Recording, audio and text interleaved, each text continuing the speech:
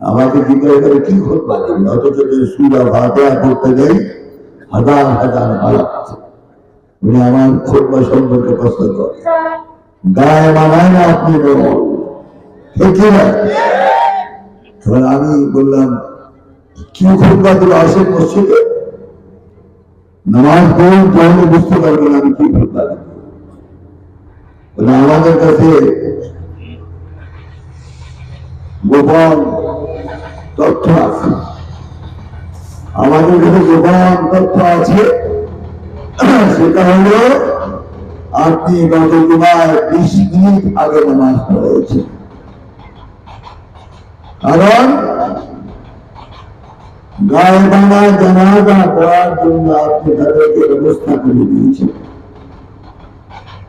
আমি বললাম এটা কি সত্য? বলে হ্যাঁ, আমাদের কাছে গোয়েন্দা রিপোর্ট আছে।